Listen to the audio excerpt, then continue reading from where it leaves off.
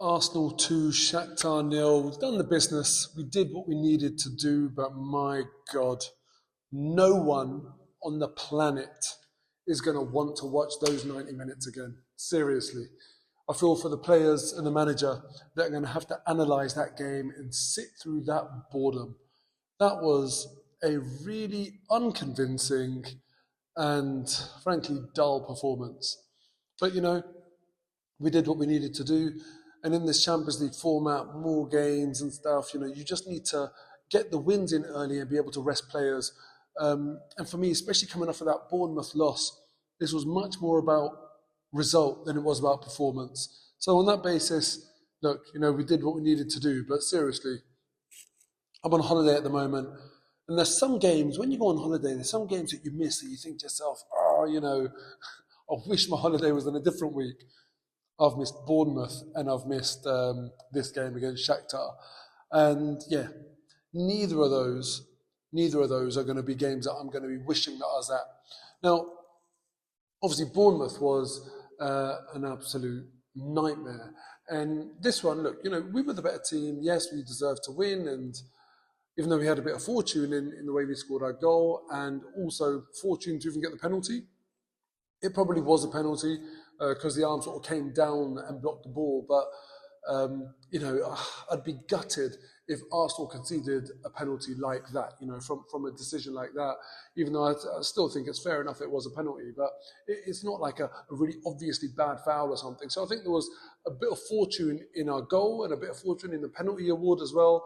And, Trossard went and missed it. It was just overall today, not just the fact that our goal was scrappy and lucky penalty that we missed, that's bad enough. But overall, the performance was poor, was really, really poor. And who have we got coming up next on Sunday?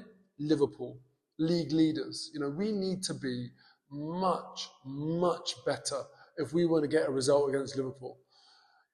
The one thing I will say, though, it's not all doom and gloom, though, because we keep clean sheets for fun. And everyone knows that's what wins you titles, clean sheets. And Arsenal do that so well. The difference is, today, yes, we kept a clean sheet, but we had Saliba. And we know against Liverpool we're not going to have him, which is a huge, huge miss.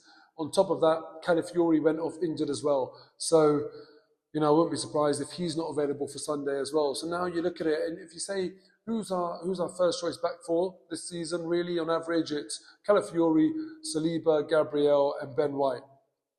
Half of that back four is no longer available for that massive Liverpool game. Not only that, Saka and Ødegaard, neither of which were playing today.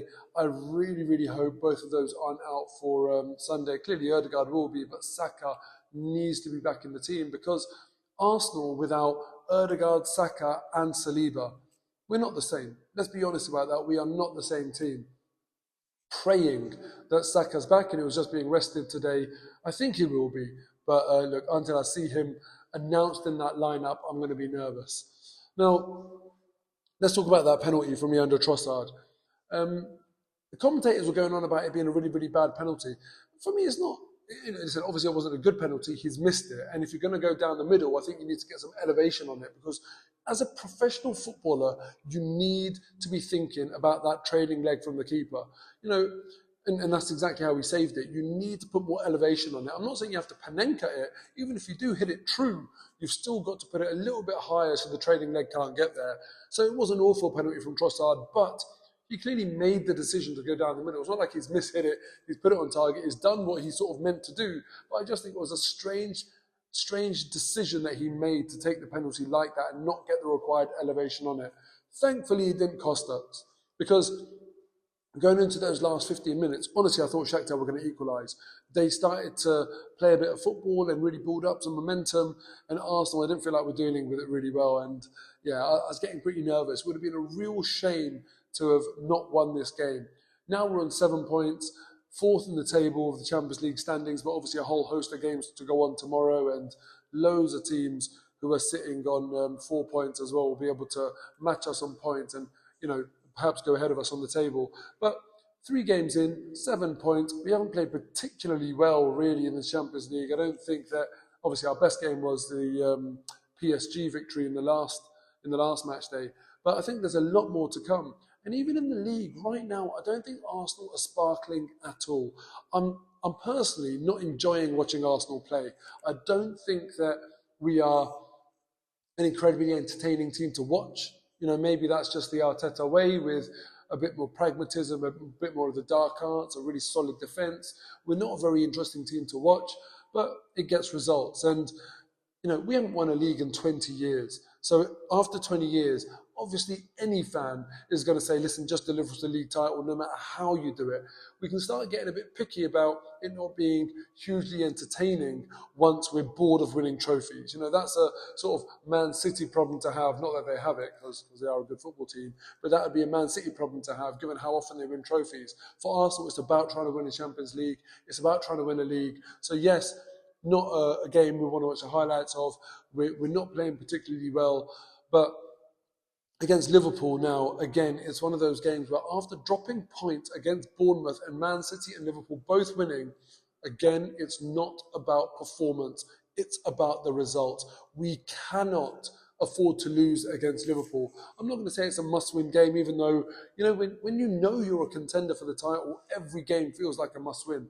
The reality is it's not a must-win, but I do think it's a must not lose. We cannot let Liverpool come to our patch and take 3 points.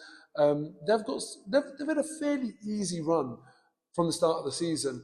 And obviously they've just gone and beaten Chelsea. That was one of their harder games that they've had. And they've got a tough run coming up. So we need to make sure they don't come through this tough run unscathed. We need to make sure we try and get 3 points and make them lose, especially at our place. On top of that, Arsenal have got a really tough November. So a lot of away games in that period. So we need to make sure that we get the points on the board and have a decent October. Now, going back to today's game, let's talk South Americans. There's some mad talent in South America. Gabriel Martinelli, Gabriel Jesus, but only one of them today impressed me, and you will know who that is. And the reason I'm going to talk about this is because, for me, Gabriel Jesus, I'm very close to sort of saying now that, do you know what? We've moved on from Gabriel Jesus. When he first came to the club, I thought he started playing really, really well. And you see him do so much good work in the team. He had one chance today where he really should have scored, keeper made a save. Let's not forget, that was from his own tackle to win the ball. He pinched the ball and won it back.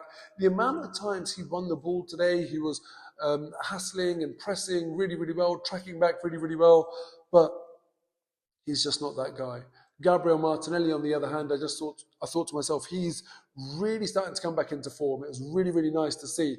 Trossard missing the penalty, Martinelli scoring the goal. If Saka is back on Sunday, I wonder which one out of Martinelli and Trossard will start. Let me know in the comments below who you would start, assuming it's Havertz and Saka, who you would start out of Martinelli and Trossard against Liverpool on Sunday. I am buzzing for that game. Can't wait for it. Hopefully we play a lot better. Hopefully we get the same end result, which is 3 points. I'll see you after Liverpool. Take care.